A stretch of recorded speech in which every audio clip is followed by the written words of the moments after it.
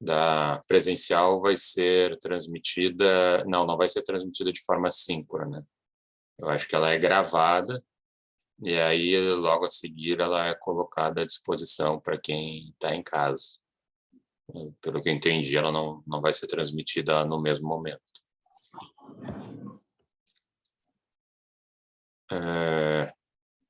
Então, gente, seguindo nessa questão da doação, nós vimos ali a capacidade ativa, né, que dizia respeito ali da doação entre ascendente, descendente, doação que parte de devedor solvente, doação para amante, como é que ficam essas questões. E agora nós entramos na capacidade passiva, de quem pode receber por doação ou como pode receber. Aqui tem umas peculiaridades, não é tão intenso quanto a capacidade ativa, mas tem umas coisas meio diferentes aqui também. Primeiramente, na capacidade passiva, né, que é aquela capacidade para ser donatário, de receber em doação. Como casos específicos, nós temos ali primeira situação, que é do donatário absolutamente incapaz. Donatário absolutamente incapaz. Mas só pelo fato do sujeito ser absolutamente incapaz, seria muita sacanagem não deixar ele receber em doação. Até porque, possivelmente, a subsistência dele, né, dependendo da incapacidade que ele tenha, esteja atrelado a doações. Daqui a pouco ele tem uma doença lá muito grave, né, de cunho gerando uma deficiência mental e até física, né? Ele não tem a menor capacidade laboral, né? Então, doações é a subsistência dele, né? Se a gente fosse proibir, seria um problema. Então, diz o artigo 543 do Código Civil que pode ser aceita, né? A doação pelo absolutamente incapaz, ela vai ser aceita pelo representante legal dele, né? Uma forma de aceite aí meio ficto, né? E só não pode estar acontecendo o que não pode estar acontecendo a exigência de um encargo. Então tem que ser uma doação do tipo pura. Depois nós vamos ver ali um encargo, uma mini contraprestação que às vezes pode ser colocada numa doação, né? Mas aqui eu não posso cobrar nada do absolutamente incapaz. Deu, está dado, né? Ele pode até recusar, o representante dele pode até recusar, ou simplesmente deu, está lá, está aceito, mas eu não posso cobrar nada dele. Então ela tem que ser do tipo pura. E aí vem uma outra que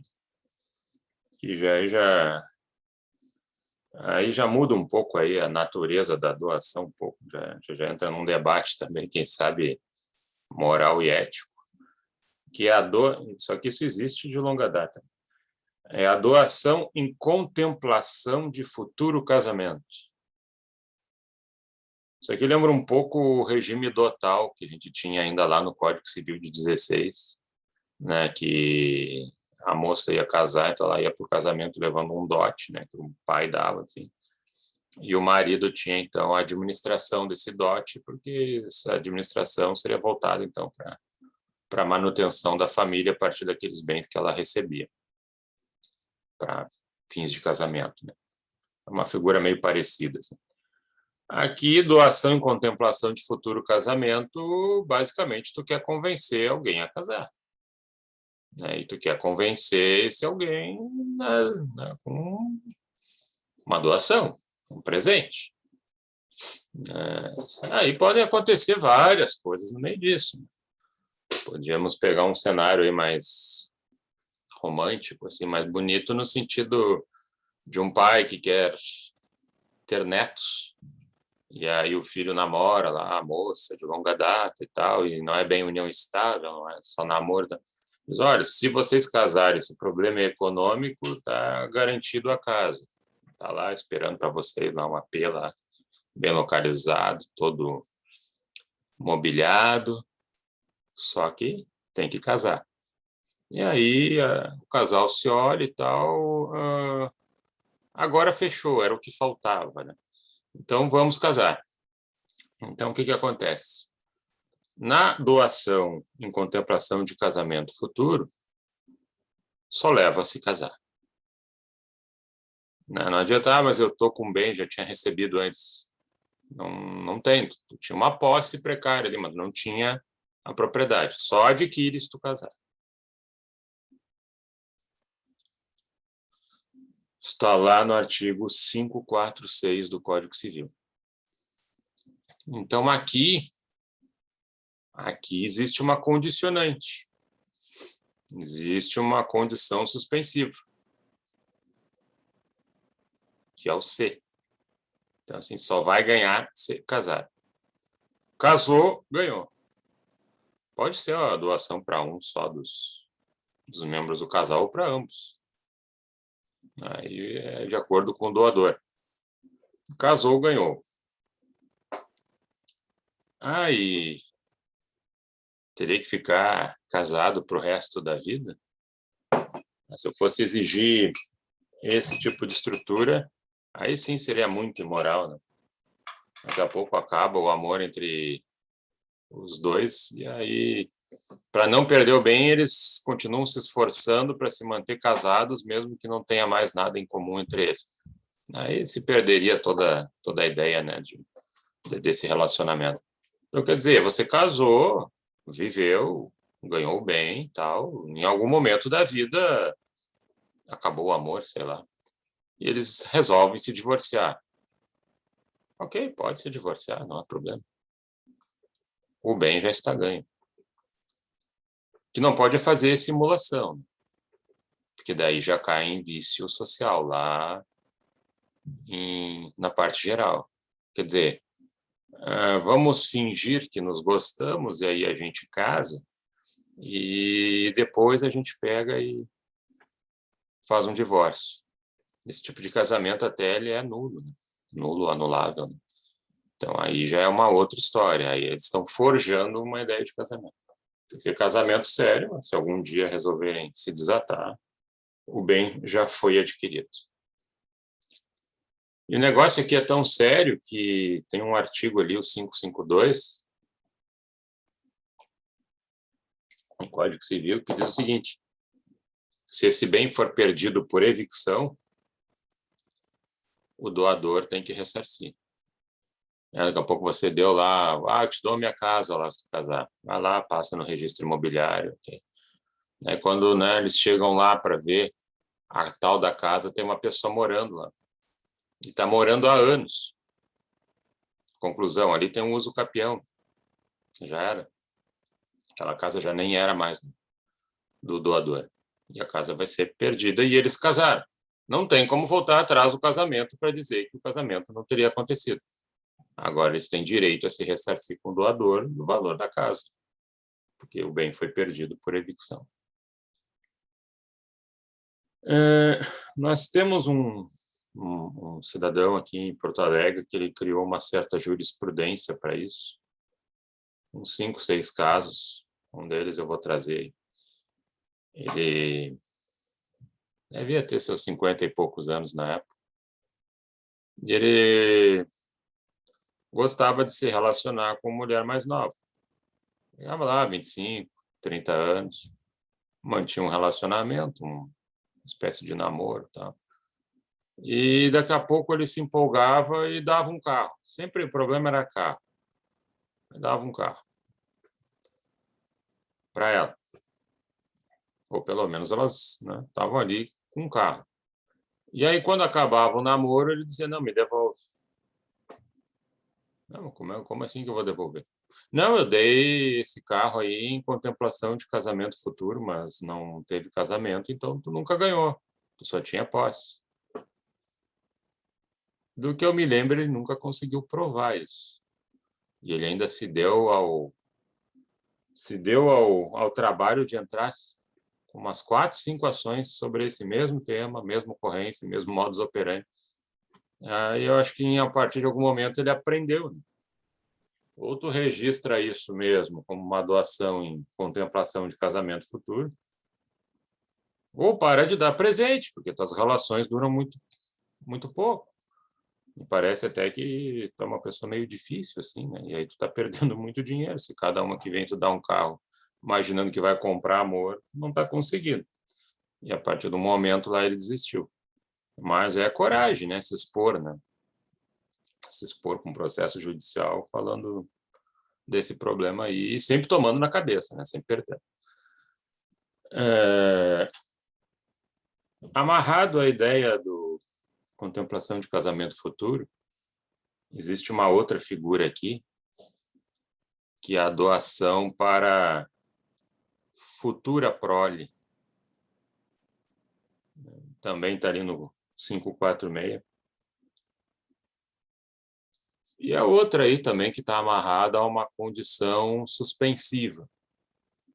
Tem um C aí que está atrapalhando a aquisição do patrimônio via doação. Tem um direito eventual aí, que ainda não nasceu, que é a propriedade sobre o bem doado. Bom, mas aí nós vamos questionar, quer dizer, pô, tu dá um bem para a futura prole, então se o pessoal não tiver filho, não leva? E se daqui a pouco eles têm algum problema biológico ali, que não dá para ter filhos, vale adotar? Ou quer dizer, vão ter que adotar para ganhar um bem, né? Quer dizer, não, teoricamente, nenhuma adoção vai ser permitida nesse sentido aí, porque você está monetarizando a criança, né? Como é que fica? Como é que fica é que, nesse caso também, basta o casamento. Casou. Ah, mas casou, mas não teve filho. Não consegue ter filho, ou desistiu, tentou e desistiu. Perde o bem? Não, não perde. Não tem como ter controle, né, sobre as forças da natureza, né? Pelo menos até uma certa estrutura não tem como. Existe inseminação artificial, tá? Mas não posso exigir que a pessoa se submeta a isso para ficar com um bem. Né? Aí você já entra num parâmetro aí de atentar contra bons costumes, moral, chega a ser até um ponto de nulidade de um contrato, pensar assim. É claro que não vale também, vamos forjar um casamento e nunca teremos filhos já de antemão. Aí você está simulando, né? Estou pensando num trânsito normal das coisas, né? E mesmo que não saia filho, o bem pertence ao casal porque casaram. Então fica a mesma ideia, né? No fim, para essas duas figuras no 546, o aceite da doação ocorre quando? Quando eles casam. Casou, ganhou. Basicamente é isto. Casou, constitui, então, o direito a ter o bem. Alguma dúvida aqui?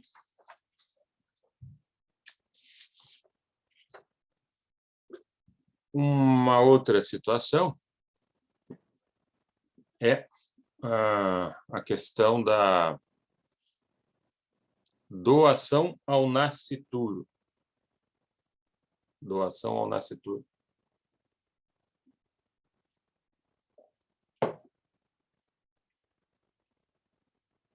Quem é o nascituro? Nascituro é o sujeito que ainda não nasceu. Foi, né, já construído ali, né, já está com vida, né, dentro do ventre materno, do útero, mas ainda não nasceu. E como ele ainda não nasceu, ou no pleonasmo não nasceu com vida, ele ainda não tem personalidade jurídica, mas ele já pode ir reservando algumas coisas para quando nascer com vida. Hoje existe até aí a ideia de, né, existe por lei, né, alimentos gravídicos, né? Não precisa deixar a mulher grávida passar por tantas necessidades para então só quando o filho nasce para pedir a pensão, né? A própria saúde da criança depende desse contexto de coisas, né, que vão suprir a mãe. principalmente em termos de alimentação. E o nascituro, eu posso já dizer, né? Estou fazendo uma doação para o nascituro. Mas aqui tem uma condição suspensiva, de novo. Tem uma condição suspensiva, de novo. Qual seja? De novo vem o C. De novo surge a partícula C. Doa para o nascituro e o nascituro completa essa doação, vira dono dessa doação, se nascer com vida. Quanto tempo precisa nascer com vida? 1 minuto? Meio minuto? 2 minutos? Quanto tempo conforme o médico disser. Não, o médico fez ali, atendeu a paciente, nasceu com vida. E morreu no minuto tal. Nasceu com vida, adquiriu. E logo depois, vindo a óbito, se for esse o caso, abre-se a sucessão desse nascituro, já pessoa com personalidade jurídica, abre-se a sucessão dele e, no caso ali, os ascendentes que vão acabar recebendo. A mãe, o pai, né? Enfim, vai direto para eles. Agora, se ele não nascesse com vida, natimorto, ele nunca teria adquirido nada. Nunca teria recebido nada. E aí a mãe também fica sem nada. Então, tem que nascer para ganhar. Essa é a condição da doação ao nascituro. Artigo 542. Até lá, como nascituro, ou mesmo como menor, a doação ela é aceita pelo representante legal, né, que é a mãe. Ou, se for o caso, o pai, né? E, ainda em relação à capacidade passiva, nós temos a doação e o silêncio do donatário.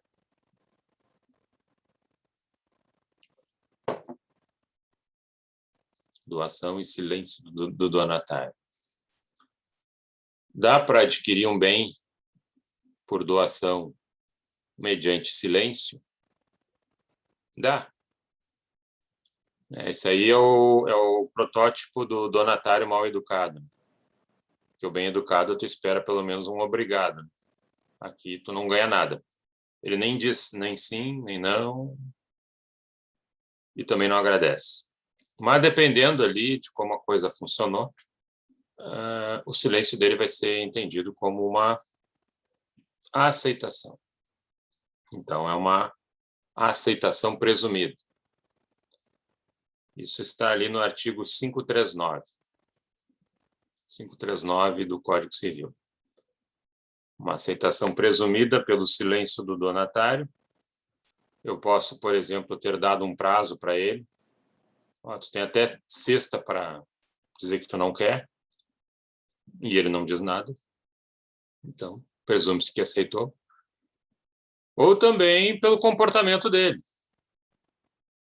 Entrego aqui, tu quer? Estou te doando esse carro, tá aqui a chave. O cara nem olha para mim, pega a chave, põe no carro e sai rodando. Isso é comportamento de dono, né? Então, vou entender que ele aceitou o bem. De novo, aqui também, ali como ocorre também com o nascituro, né? Nessas hipóteses aí, as doações têm que ser puras. Né? Quer dizer, não pode ter um encargo junto. Uma mini prestação para garantir, né, posteriormente a estabilidade da doação. Entregou sem pedir nada de volta. Ocorrendo assim, elas são válidas, né, consoante o que diz ali a lei. Alguma dúvida aqui, gente?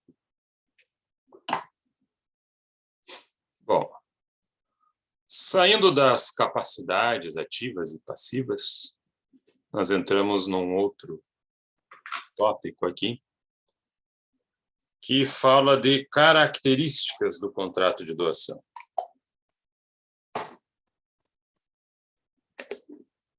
Características do contrato de doação.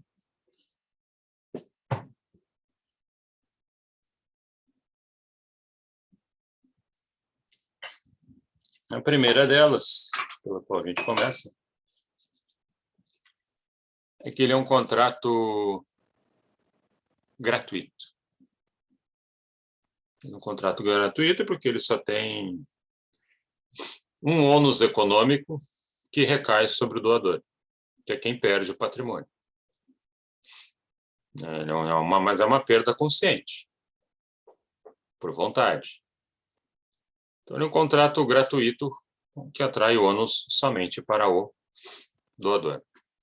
E da mesma forma, seguindo a ideia geral dele, ele é um contrato unilateral.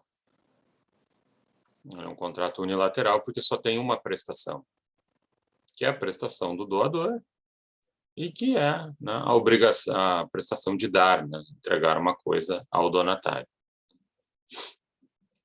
No entanto, a doutrina traça aqui uma divisão quando se trata de doação com encargo, aquela doação com a mini prestação, com a mini prestação acoplada. Você ganha uma coisa, mas tem que fazer também uma outra para gerar uma estabilidade à doação. Quando for uma doação com encargo, a doutrina, uma parte da doutrina expressiva diz o quê? Aí ela, ao invés de gratuito, ele vai ser um contrato oneroso. Um contrato oneroso porque ele tem sacrifícios econômicos para ambos os lados. Muito embora para o doador seja muito maior. A contraprestação que deriva de um encargo, ela não pode ter o mesmo volume da doação, porque aí seria uma troca. Você ter que devolver no encargo algo que vale tanto quanto o bem doado é uma troca. E se você vai fazer uma troca chamando de doação, alguma coisa não vai bem nisso daí. Pode estar servindo aí para lavar dinheiro, alguma coisa assim. Então tem que ser inferior. E essa mesma doutrina diz que a doação com encargo ela é bilateral, porque tem duas prestações, ainda que uma seja maior do que outra. Para diferenciar da doação pura, ela vai ser chamada de doação com características da bilateralidade. Bilateral, contrato bilateral. Mas, não obstante essas estruturas, a doação ela é sempre bivolitiva. Por isso que ela é um contrato. Existe a vontade de doar, que não é presumível, e existe a vontade de aceitar, que pode ser presumida. Mas existem duas vontades, e ninguém precisa receber aquilo que não quer. Mas uma vez que recebeu, recebeu. Mesmo que seja o chamado presente de grego. Né? Presente de grego está lá na Odisseia, né? Que diz respeito lá àquela guerra de Troia, batalha de Troia, onde os gregos tinham que entrar para dentro de Troia para conquistar ela, não conseguiam, aquela coisa. Os caras tinham tudo ali cheio de muro, cheio de soldado que impedia isso de acontecer. E lá pelas tantas, cancela aqui a parte ibérica e vamos construir um cavalo aqui para os caras. Fizeram um cavalo de madeira, encheram de soldado dentro e deixaram lá na frente lá da cidade de Troia. E os troianos acharam que era um presente dos deuses e botaram o cavalo para dentro. Fizeram festa, que os gregos foram embora e tal. De noite saíram os gregos de dentro do cavalo, abriram os portões e entrou todo o exército grego e já era. Aí Troia caiu. Então, por isso que se usa a expressão, né? Cuidado com o presente de grego, né? Que pode não ser bem aquilo que você imagina. Então, cuidado para aceitar algumas coisas, mesmo em sede de doação, né? Nem tudo que reluz é ouro. Um outro detalhe aqui é que a doação ela é de regra formal, ela é solene. Então, ela tem que ser escrita. Pode ser por instrumento particular ou público. Pode fazer num tabelionato.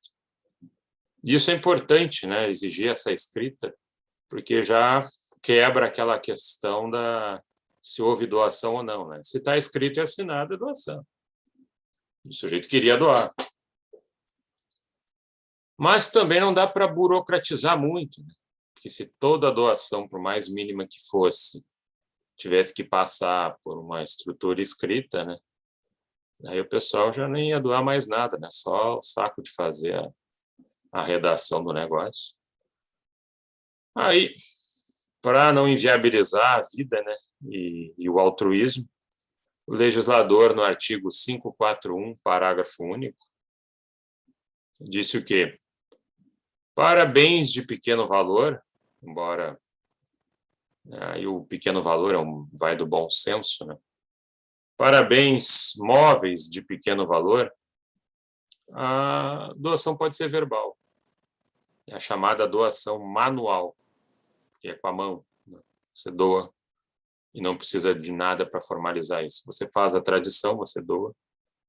Ah, eu tenho aqui um celular que eu não uso mais. Você aceita? Eu tenho meu notebook mais antigo, vou trocar por outro, você gostaria de ficar com ele? Então, para esse tipo de cenário aí, seria dispensável ter que fazer um instrumento escrito para provar que houve uma doação que pode se resolver dentro desse contexto. Claro, dificulta depois a prova, mas não perde a legalidade. Ela poderia ocorrer nesses moldes só com a tradição, sem precisar de uma instrumentalização.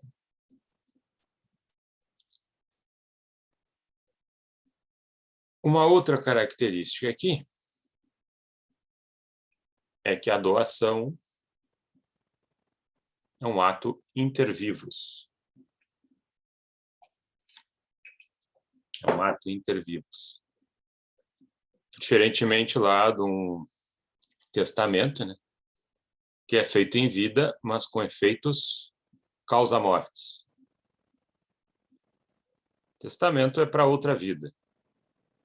Doação é para essa vida aqui. Doação, os dois estão vivos. Testamento só produz efeito se um morrer, o testador. Aí eu pergunto para vocês, e doação paga algum imposto? No Brasil a gente paga imposto para muita coisa. Doação paga algum imposto? Vocês devem ter uma ideia de que, pelo menos já ouviram falar, que inventário paga imposto.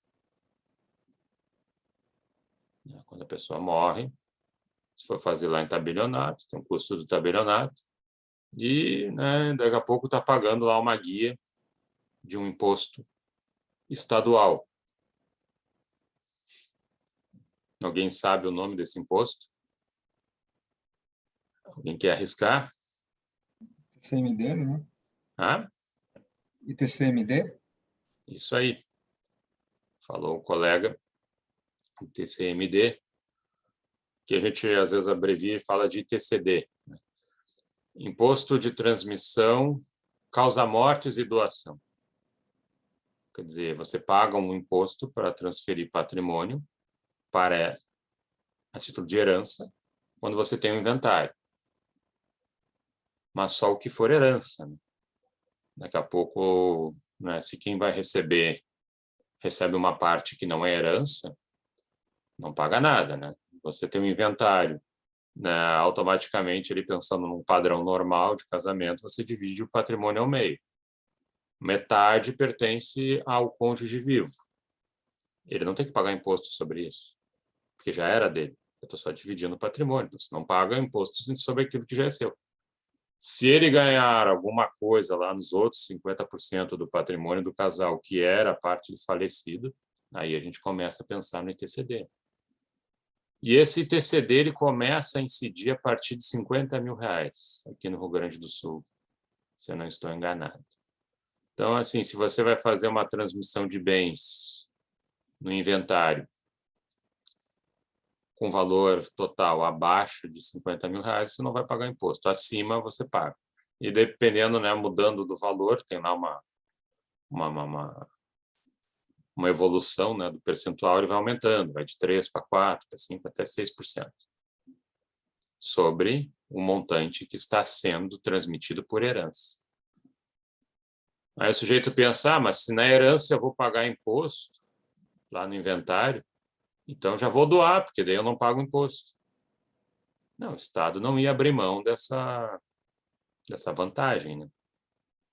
Não ia abrir mão desse imposto. Então, se você vai transferir por inventário, vai transferir por doação, você paga o mesmo imposto. Ele incide de qualquer forma.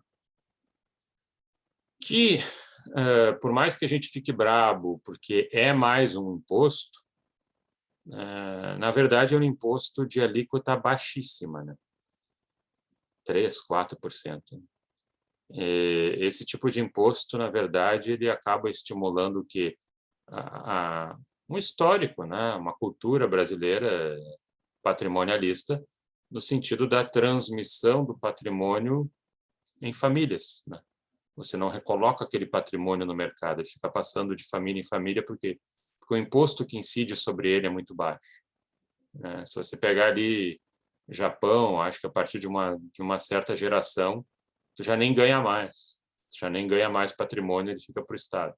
Então, se ele tivesse uma alíquota maior, 20%, 30%, 40%, talvez esses valores a pessoa cuidasse para reinserir na economia de alguma outra maneira, e você teria uma justiça fiscal mais interessante, né? Com uma taxa tão baixa, você acaba estimulando, né, aquela estrutura recorrente, né, de Brasil, de manutenção das grandes fortunas com as grandes famílias, né? Porque essa transmissão tem um custo muito baixo. Então, seja na vida, seja na morte, para transferir, você paga algum imposto, né? Ainda que não seja dos mais elevados, você paga. Mas, assim, em casos comuns, assim, esse imposto e as despesas cartorárias, elas representam um valor bastante significativo, dependendo da situação da família. Há grandes fortunas, sim, mas, por exemplo, um indivíduo classe média, morre o chefe da casa, né? Aí as despesas que ficam para ser pagas e o tamanho dos bens nem são tantos, né? É pesado, é bastante pesado.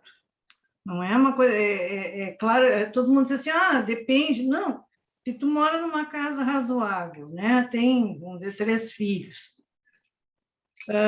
tem uma casa na praia, isso aí já representa um valor bem significativo na hora de fazer esse inventário e pagar tudo que é referente para poder deixar legalizado.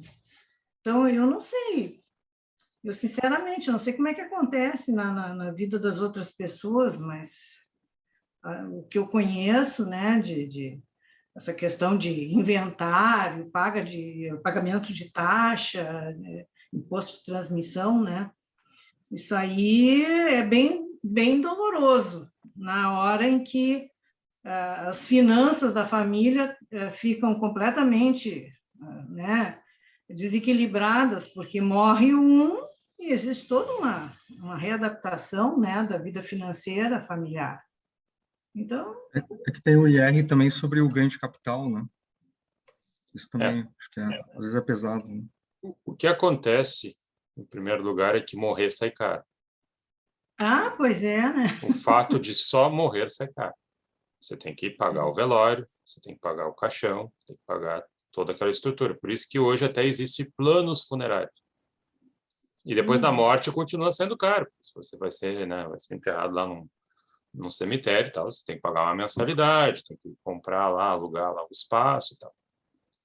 Então, morrer sai caro. Planejar a morte não é flertar com ela, a meu ver, mas é um ato de maturidade, né? Porque você trabalha com algo que atinge todo ser humano, que é a finitude, né? Então, o que acontece? Se você tem um patrimônio, eu tenho uma casa de 5 milhões, vou deixar para 3 filhos. Se os caras não têm emprego, ganham muito pouco, mas eu vou deixar para eles. Vou deixar um patrimônio emperrado. Se você for pegar o ITCD, taxa cartorária, até advogado, é um custo pequeno perto do que eles vão receber. Tá? É um custo menor perto do que eles vão receber. Só que eles não conseguem receber porque eles não têm como dar a largada para fazer esse custeio. Exatamente. Então, o que acontece aí? Faltou planejamento. Você tinha que ter feito uma outra estrutura, quem sabe já negociar antes, tornar esse bem líquido, né? Para, enfim, dissolver isso melhor. Mas aí, como eu disse, é uma questão de você antever aquilo que é inevitável. Né? Não significa que você atrai a morte para si, mas se preparar para ela também não é um ato tão... não é um ato ruim, né? É uma questão de, justamente, maturidade. Como eu falei ontem, né? Você pode jogar na sorte, esperar que os filhos no inventário façam tudo bem e que ninguém brigue, que saia tudo ok. Pode jogar na sorte para que isso aconteça, ou pode já resolver em vida fazendo doação, dispersando esse patrimônio para que não haja briga depois. Então, tudo isso são análises, né, que a gente tem que fazer. Né? Por exemplo, aqui no Brasil, é a maturidade também você pagar plano de saúde, porque o SUS é bastante limitado, mas é que a gente tem um problema assim de trabalhar com coisas mais preventivas, né? E depois, ao final, as coisas saem mais caras. Mas, enfim, aí me pergunta o Igor, é possível a JG? Sim, mesmo em inventário extrajudicial é possível. Tá? Mas a JG não cobre imposto. Tá? O imposto continua sendo devido. E a taxa e o imposto esse esse imposto não... Isso aí, o que na verdade conseguiria com a JG? Seria só o trabalho do advogado? Não, o advogado continua cobrando. Você, se fizer um inventário extrajudicial, tu consegue não pagar as custas do trabalho do tabelionato. Se você entrar em juízo, você fica dispensado das custas judiciais do processo, né? Que seriam calculadas no inventário. Isso é legal de saber, bom, é importante. Mas o advogado continua sendo pago e o imposto também continua sendo devido. Não tem choro ali. Inclusive o imposto, se a pessoa não tiver condições de pagar, ela pode fazer um tipo de um empréstimo no banco, em algum banco, sei que o Banrisul faz, né? Mas eu acho que é só o Banrisul que é aceito para esse imposto de transmissão. Essa é uma das coisas. Imposto de transmissão, acho que não sei se o inventário geral, mas sei lá, não me lembro mais. Mas que poderia uma parte ser financiado pelo Banrisul, que é um banco estatal, né? E para ser pago em parcelas. Isso eu sei que tem essa possibilidade. Que aí tu muda o credor, né? Tu cancela o credor fisco, né? Porque ele vai receber do banco, né? E aí está satisfeito o imposto e agora tu está devendo para o Banrisul. Né? Claro, não sei que garantias o Banrisul vai exigir, né? Para isso, né? Aí depende. Mas é uma saída. Outra saída também é a seguinte: estou apertado, não consigo pagar esse imposto, o que eu vou fazer? Daqui a pouco tu entra em juízo e pede para o juiz, me dá autorização para vender. E ele te dá autorização, tu põe a venda e a pessoa que comprar deposita em juízo. Lá, com aquele depósito, ele retira o que é ITCD e te devolve o resto. É uma jogada que são tantos detalhes que às vezes a gente gostaria de saber para poder orientar, ajudar, né? Mesmo não sendo advogado, mas pelo menos dar uma orientação para a pessoa, para ela se achar no meio dessa loucura, porque eu sempre... A situação assim, quem perde alguém entra num redemoinho, né? Então, aí, exatamente nesse momento que a pessoa menos tem condições emocionais de gerir as coisas, é que aparecem as exigências, né? Às vezes não, depende de quem o cerca, né? Então, é nesse momento que a pessoa precisa de auxílio, né? É a E questão tem, da empatia, né? e tem coisa pior ainda. Às vezes, meu pai tem lá uma casa, tem um terreno de campo que ele pagou 3 milhões. Aí tu vai lá olhar no registro imobiliário, não está no nome dele. Por quê? Porque até hoje ele só tinha posse. Né? Aí tu tem que regularizar isso para mostrar que era dele. Uhum. E tu tem que ir atrás de meio mundo para isso, para depois que tu regularizar, tu fazer o tal do inventário. Então, né? Quem joga a esmo a vida, né, e deixa tudo meio pendurado, claro que demora depois para resolver os problemas. Mas, enfim, e ainda como característica aqui, a doação é um contrato real, do tipo real. Não é que ela cria um direito real, mas sim porque ela só se perfectibiliza com a tradição. Então, até antes da tradição, não tem doação. Mesmo que o sujeito esteja ali com, né, talvez com uma posse precária, mas tem que ter a entrega que mostre a transmissão de domínio. Enquanto isso não ocorre, você não tem doação. E aí, então, vem aquela dúvida. Existe promessa de doação? Existe eficácia para a promessa de doação? Se a doação só acontece quando há tradição, existe vida antes da tradição? Existe alguma vida jurídica? Tem como ingressar em juízo para cobrar uma promessa de doação? Essa é a dúvida que nós vamos tentar desvendar. Próximo item, promessa de doação.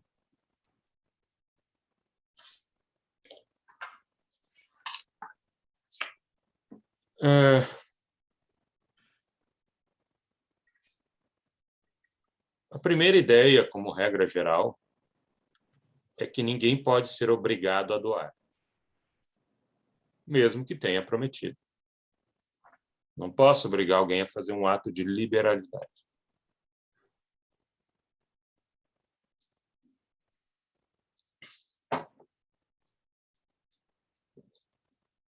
E aí vamos levar isso aqui, passar pela doutrina e pela jurisprudência.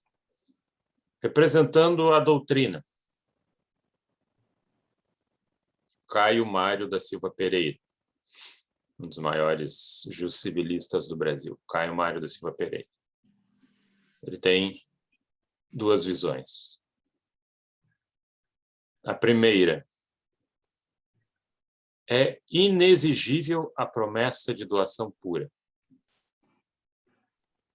Você ia fazer uma liberalidade, ia doar, não ia cobrar nada de volta. E mudou de ideia antes de entregar. Você poderia ser cobrado por isso? Na visão dele, não.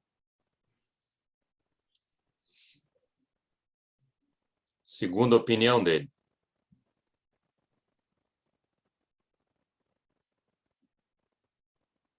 é exigível a promessa de doação se a doação for com encargo cumprido.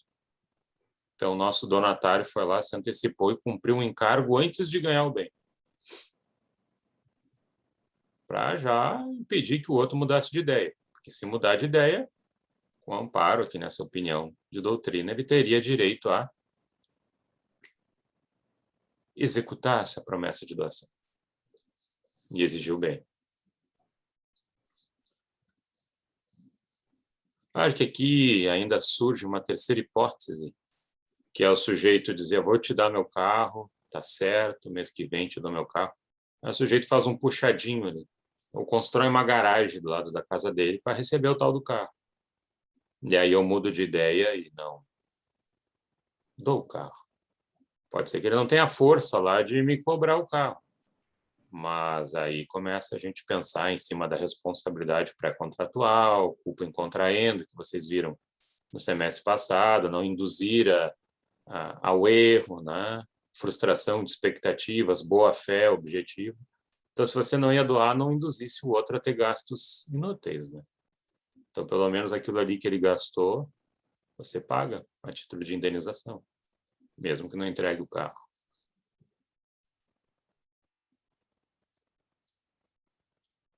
Bom, saindo da doutrina, tem a jurisprudência. Onde é que a jurisprudência vai acontecer? Onde é que ela vai trabalhar isso? Se a gente fizer uma pesquisa na jurisprudência, esse tipo de caso aqui vai cair em direito de família. Praticamente nem tem exemplo no âmbito exclusivamente contratual. Vai parar lá no direito de família. E aí tem bastante exemplos. E lá a gente pode mais ou menos sintetizar da seguinte forma algumas situações. Uma delas diria o seguinte: doação entre cônjuges em divórcio consensual em favor de filhos do casal.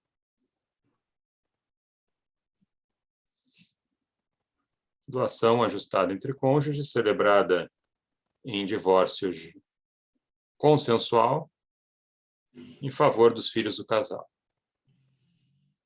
Não é incomum acontecer isso, né? Chega ali na hora do divórcio, vamos resolver já a partilha de bens, tal. Um dos cônjuges teria lá direito à metade do imóvel onde mora o outro. Aí eles negociam o seguinte: em vez de tu me dar o valor da metade desse bem aqui, então tu coloca aí que tu vai fazer a doação da tua casa da praia para os nossos filhos. Prefiro que meus filhos ganhem do que eu ganhar metade desse bem aí e ficar os dois aí, continuar atrelados lá no registro imobiliário. Vamos facilitar as coisas. Passa todo o bem para eles. E aí, o que eu estou fazendo? Estou fazendo uma troca. Né? Tem um caráter aqui retributivo, né? Não é uma doação de amor e carinho. Poderia acontecer também, né? Pena que a gente se divorciou, mas eu gosto tanto de ti que eu vou te dar na boa um imóvel lá. É mais difícil acontecer, né?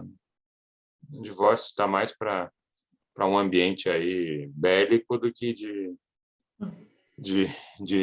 amor. Né? Mas então, essa é uma situação. E essa promessa de doação, o que acontece com ela? Estava sendo homologada pelo juiz tal, e poderá ser cumprida. Poderá ser exigida.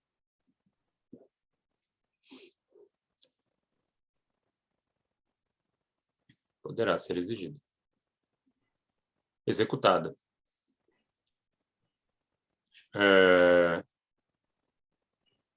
Existem outras negociações também que a gente vê às vezes ocorrer. Eu teria direito a 1 ou 2 anos de pensão, em vez de ficar pagando 2, 3 anos de pensão, vamos resolver isso numa tacada só. Então, eu te dou lá a minha casa, que vale tanto e tal, e aí a gente dispensa a pensão, tu ganha a casa. Beleza, aceitei. Chega na hora lá de transferir, não transfere. Aí executa. Executa a promessa de doação. Cuidados aí que se deve ter. Que se coloque lá nesse acordo, né, que esse acordo é irretratável, que ele tem caráter definitivo, e, de alguma forma, construir esse acordo que se possa perceber que está havendo ali uma retribuição, uma compensação, né? Que alguém está abrindo mão de uma coisa e está substituindo isso pela doação. Se você conseguir trazer esses elementos de forma clara, a jurisprudência dá guarida para que seja executada essa promessa de doação, que se apresenta aí com força lá no direito de família. Um dos raros casos aí que ela acaba sendo aceita.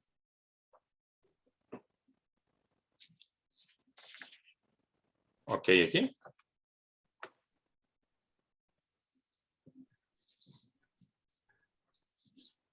Bom, aí a gente sai desse tópico e entra num outro, que é o das espécies de doação.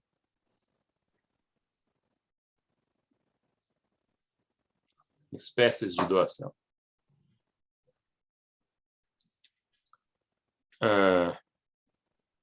Primeira espécie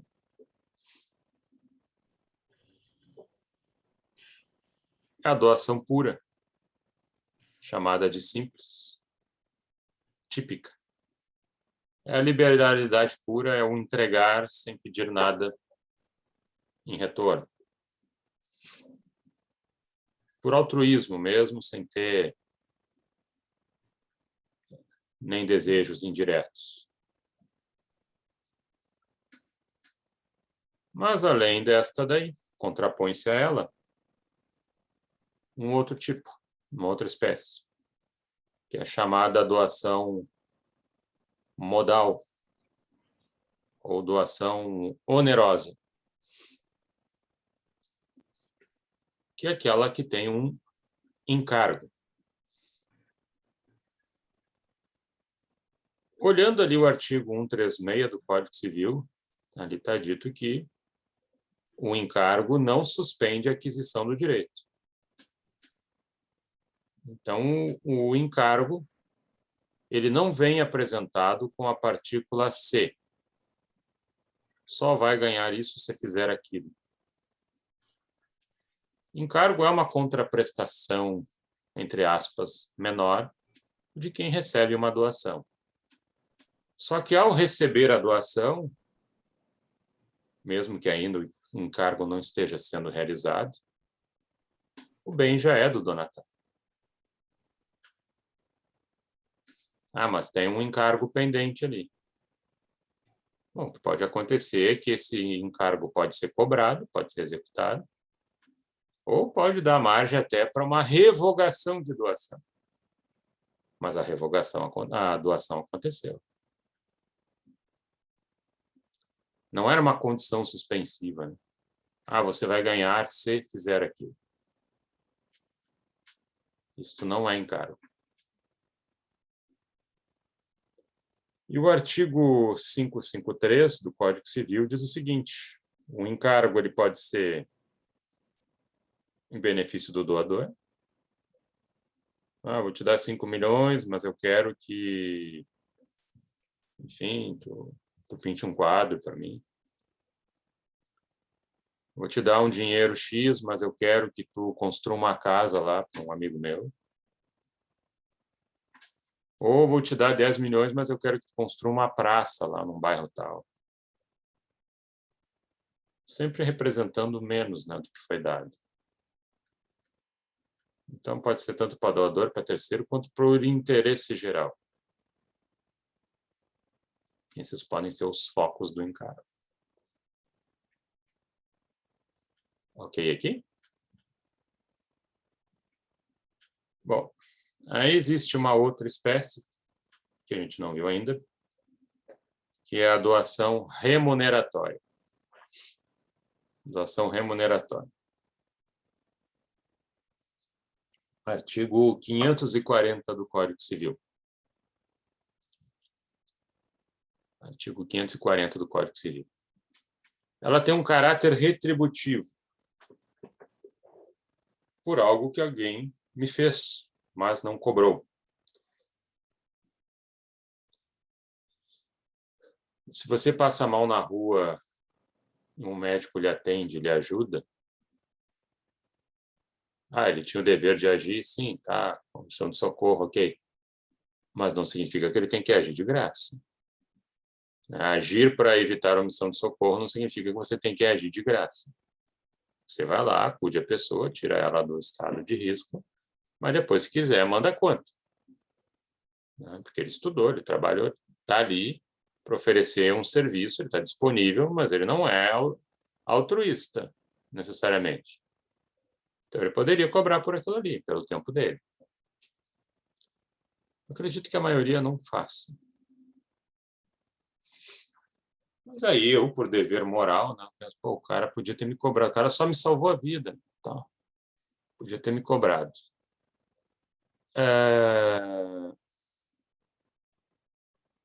Não me cobrou, passou um tempo, eu quero retribuir isso. Aí eu vou lá e dou um carro para ele. Dou lá um notebook para ele. Então, ela tem uma contextualização, né? Não é uma liberalidade do nada. O sujeito podia ter me cobrado, não me cobrou, eu vou lá e faço esta remuneração, entre aspas. Aí.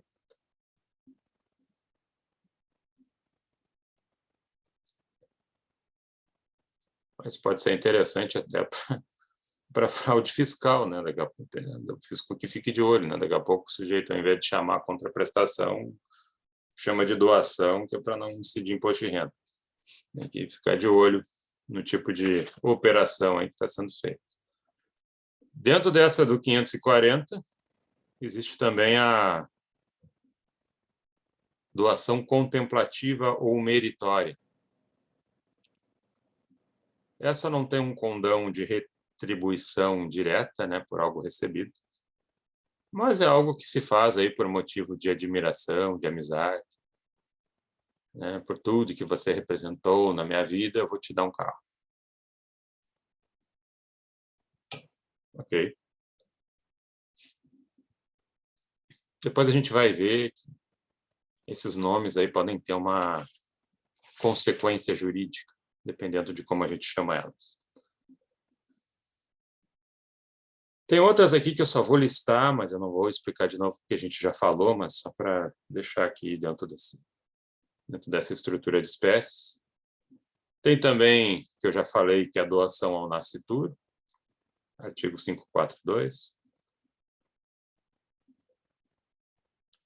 Tem uma outra espécie, que é a doação em contemplação de casamento futuro,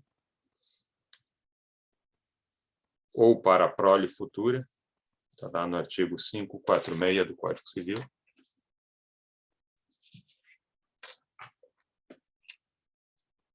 Também outra que eu já falei, doação entre cônjuges, está no artigo 544 do Código Civil. Doação de ascendente para descendente, 544 no Código Civil, também já falei. Aqui uma que eu ainda não havia falado. Doação em forma de subvenção periódica. Doação em forma de subvenção periódica. Artigo 545.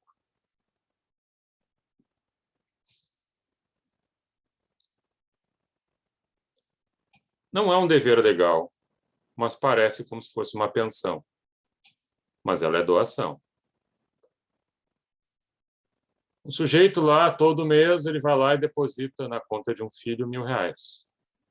Ele não deve pensão nenhuma, tal, mas ele vai lá e deposita.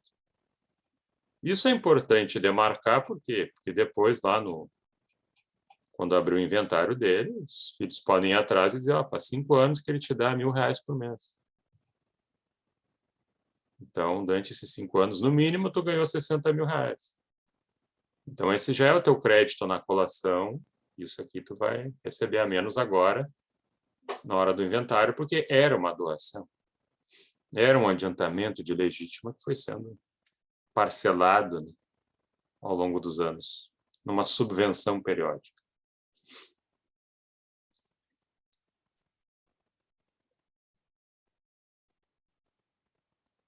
Uma outra que eu não falei aqui também ainda é a doação conjuntiva. Doação conjuntiva.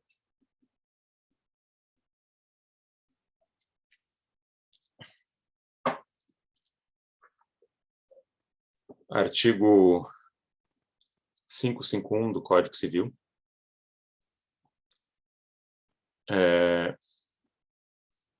Quando você doa para mais de uma pessoa. É uma doação em comum a mais de uma pessoa. Estou doando para o casal. Se eu não estipular nada, ambos recebem de forma igual, em percentuais iguais. 50-50. E aqui tem uma peculiaridade que, se os donatários forem casados entre si, surge o chamado direito de acrescer. Quer dizer, eu doei uma casa lá para um casal, aí um deles morreu, então vamos fazer um inventário para inventariar a parte dele. Alguma coisa para o cônjuge, outras para os filhos, etc. Não. Se você doou para o casal, e ambos são casados, no que um morrer, a parte dele é absorvida pelo outro donatário. Então, não tem partilha, não tem inventário em cima dessa parte do que morreu, se foi uma doação conjuntiva.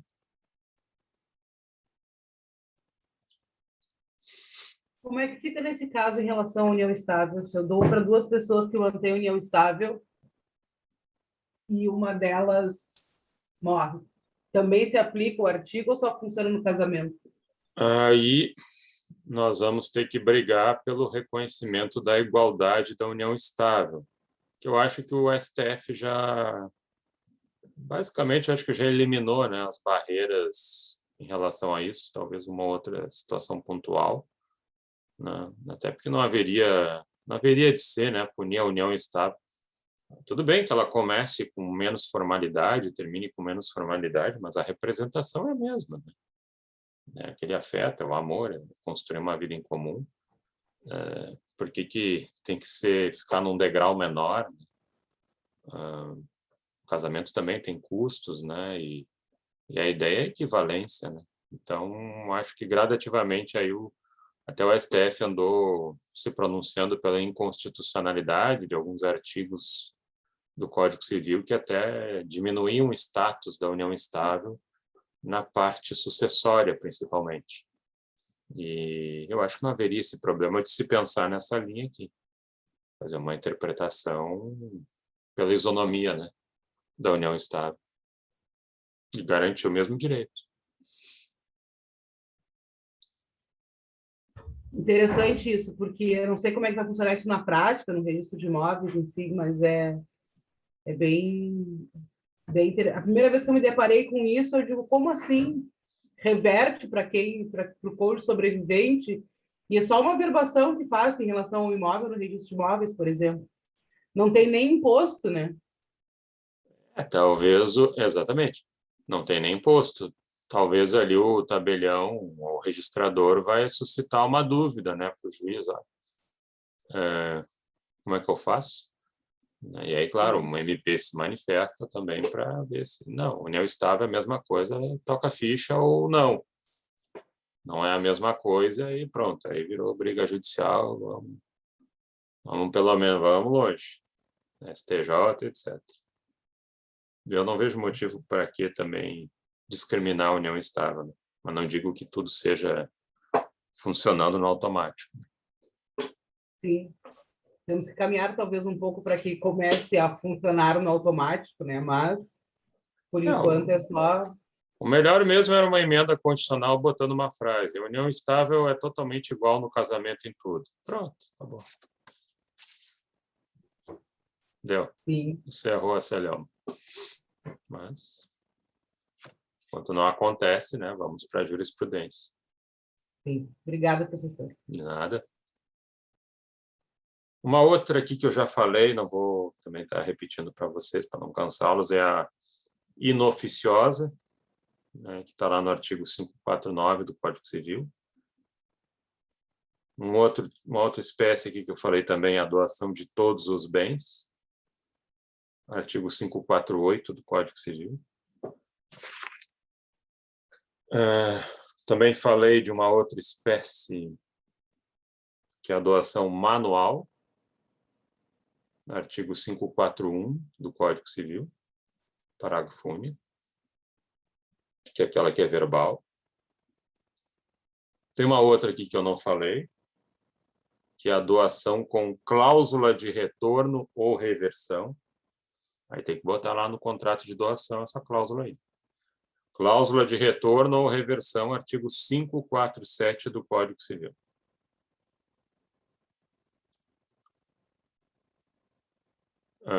Eu estou doando um bem para alguém, mas vai que ele morra antes de mim. Eu não quero ver esse bem na mão daqueles parentes dele que não vale nada. Estou dando um exemplo, né? Romantizando aqui uma coisa. Eu não quero ver esse bem partilhado entre os parentes do donatário se ele morrer antes de mim. Cláusula de reversão. Se o donatário morrer antes do doador, bem retorna para o doador. Cláusula de reversão. Não vale essa cláusula para terceiros. O donatário morreu antes do doador, então vai lá para o primo outro. Ela só vale o retorno para o doador. O donatário tem que morrer antes para o doador receber de volta o bem, artigo 547, Código Civil, se a cláusula tem que estar escrita. E uma última aqui, uma última espécie, é a doação feita à entidade futura. Doação feita à entidade futura, artigo 554 do Código Civil.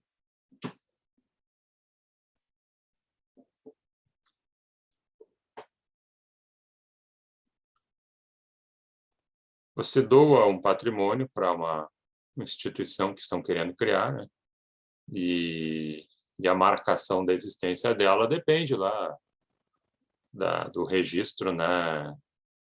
Da formalização do estatuto dela lá no registro de pessoas jurídicas, registro civil de pessoas jurídicas, ou na junta comercial, se for uma sociedade comercial, né?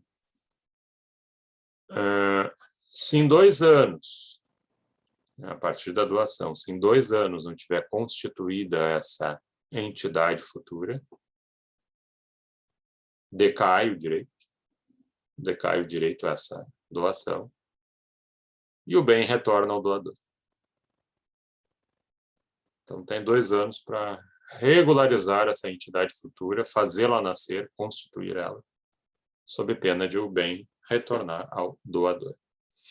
Artigo 554, Código Civil.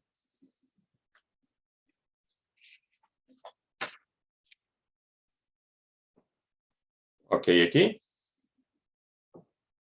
Bom, e ainda tem uma outra situação que diz respeito à possibilidade de revogação da doação. Revogação da doação.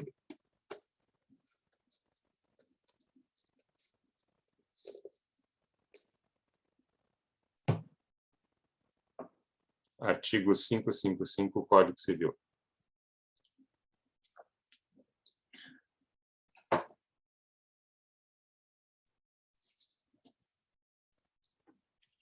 A doação pode ser revogada por 2 motivos. Um deles, ingratidão, e outro, inexecução de encargo. Ingratidão ou inexecução de encargo. Eu só revogo uma doação que aconteceu, né? O bem foi transmitido, ela está ok, mas surge algo depois que permitiria revogar. Começando pela ideia de ingratidão. Ingratidão é uma insensibilidade moral do donatário. Uma insensibilidade moral do donatário. Tu ganhou um bem, depois vai se mostrar ingrato, mas não é um ingrato assim aberto, né?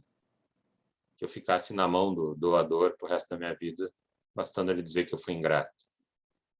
é um ingrato dentro daquelas possibilidades que o código me permite qualificar como ingratidão. Tem uma versão parecida nisso, para fins de direito sucessório, que se chama de deserdação, né, ou perda da herança. Nós temos aí o grande exemplo da Suzanne Richthofen, uma das psicopatas raiz aí. Agora tem uma outra aí também, a Netflix fez um documentário sobre ela, a Matsunaga, né? Aquela que matou o marido e picotou ele depois, né? Esquartejou ele. É uma turminha braba, é uma dupla complicada.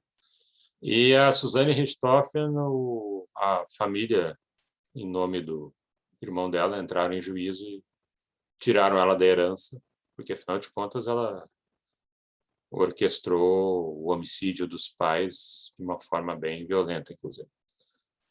E aqui, por ingratidão, pode acontecer algo similar que vai levar à perda da doação. Primeiro de tudo é que essa revogação ela tem um prazo de 1 ano, artigo 559, ela tem um prazo de 1 ano. Esse prazo ele é decadencial. E ele começa quando? 1 ano a contar da ciência do fato que gera ingratidão pelo doador. 1 ano a partir do momento que eu tenho ciência daquilo ali, eu posso entrar em juízo para revogar. Pode ser até que eu não entre. Um perdão tácito, né? Deixa assim mesmo. Mas pode ser que eu entre. E o que são motivos para ingratidão? Então, lá no artigo 557 do Código Civil, é um rol taxativo, não pode nada além daquilo ali. E justamente ali tem o quê? Atentado à vida do doador, tentar matar o doador. Homicídio doloso contra o doador, realmente matar ele. Ofensa física, injúria grave, calúnia. E tem uma aqui que eu já vi acontecer, que é a recusa de alimentos ao doador quando poderia ter prestado. Era uma mãe que tinha doado bens aos filhos e depois ela estava muito mal de dinheiro e doente. E eles tinham condições de ajudar ela pediu ajuda. Eles não deram nada, não faziam nada por ela em termos, né, econômicos, né? Tinha prova disso tudo. E ela entrou em juízo para desfazer a doação, né, não sei, 1 ou 2 doações, e conseguiu desfazer. Quer dizer, pessoalmente, assim, um desgaste horroroso. É aquele tipo de coisa que não precisava acontecer, né? Mas como a gente não tem controle sobre a vida, que lavação de roupa, que queimação, né? Acabou com o vínculo, né? Uma mãe doa bens para um filho, o filho tinha que ajudar ela, não ajuda, ela vai lá e tira o bem, pronto, acabou tudo. Mas acontece. Posso me interromper de novo, professor? Mais uma questão, que a parte da doação bem me interessa. Hoje eu tive uma pessoa que o casal doou, ele morreu, doaram e reservaram o usufruto, ele morreu, o usufruto reverteu para o cônjuge sobrevivente, para ela, e agora ela quer revogar a doação por conta de precisar do bem para se manter, né, para os seus alimentos. Não, aí... E o filho, que é aquele que recebeu a doação, que teria que, em tese, né, contribuir com isso para a mãe, não tem essa condição de fazer, enfim. E aí, ela que doou, poderia revogar metade da doação? Não. Não pode doar. Ela teria que provar que ele tem condições de sustentar ela e está se negando. Porque se ele não tem condições, aí já não gera o parâmetro da ingratidão e ela não tem motivo para revogar. Talvez um alvará do juiz para autorizar a venda. Não, porque quem decide a venda é o proprietário, que é o donatário. Ela só tem usufruto. Ela poderia, talvez, botar para alugar esse bem. Sim. Que aí o que vai acontecer? Ela teria que entrar com uma ação de alimentos contra o filho, né? Provar que ele tem condições, e aí desfazer a doação. Ou provar que ele tem condições, e aí desfazer a doação. Ou talvez entre com uma ação de alimentos contra o filho, se o filho não paga, e aí tem um patrimônio que é a própria casa, aí na hora de penhorar, pega a casa. Bom, é um outro caminho. Até chegar lá já morreu de fome. Ah, morreu. Morreu. Então é melhor provar que ele tem condições e não está pagando, e aí tu revoga. É o caminho mais... Mas ela seria legítima para pedir a revogação, mesmo tendo o casal doado e não ela sozinha. Sim. E tendo o marido morrido. Teria essa legitimidade aí. Obrigada, mais uma vez. Nada. Acho que hoje eu não interrompo mais. Não tem problema. Fique à vontade. Então, assim, esses atos, pelo artigo 558, não precisam ser só contra o doador. Pode ser contra o cônjuge do doador, contra o ascendente, descendente ou irmão dele. Não adianta, ele não me matou, mas foi lá e matou meu irmão. Pô, que isso, né? Entreguei um bem lá para ele, vou revogar a doação. Outra questão aqui, artigo 564. Não se revogam por ingratidão. Mesmo havendo ingratidão, não se revogam por ingratidão. Doação remuneratória, né? Lembra aquela do médico que não me cobrou e me atendeu, fui lá e dei um bem para ele, aí ele reage com ingratidão para mim, e aí eu não consigo desfazer a doação. A hipótese disso acontecer é remotíssima, né? É uns exageros normativos aí do nosso legislador para coisas que parecem mais cena de filme, né? É tão remoto que nem o Netflix tem isso. Então, mas está ali na lei, né? Depois o cara que vai fazer a prova da OAB, ele só pega a lei ali, repete, tá? Não tem discussão, está na lei, é tudo ou nada, sim ou não. Então, não se revoga a doação não se revoga por ingratidão doação remuneratória, doação onerosa com encargo já cumprido, doação feitas em contemplação de casamento e doação que se fizerem em cumprimento de obrigação natural, exemplo, dívida prescrita. Era uma dívida prescrita, ele não podia mais me cobrar, eu fui lá, doei, aí ele foi ingrato e aí eu quero tirar o bem dele e eu não posso, por conta do artigo 564. Hipóteses remotas que estão na lei. E ainda uma última aqui, só para essa aqui, que é não se transmite o direito de revogar a doação. Artigo 560. Mas o pai lá podia revogar a doação, o tempo está passando, e ele não vai fazer, então nós vamos fazer. Não. Se ele morrer nesse tempo aí, os sucessores vêm para substituí-lo e para pedir a revogação. Já de uma ação que ele tenha intentado, que ele tenha começado. Se ele não começou nada, não tem o que fazer, porque foi a opção dele não revogar. A única situação em que os herdeiros podem postular diretamente a revogação, os herdeiros do doador, sem anuência dele, claro, é no caso de homicídio.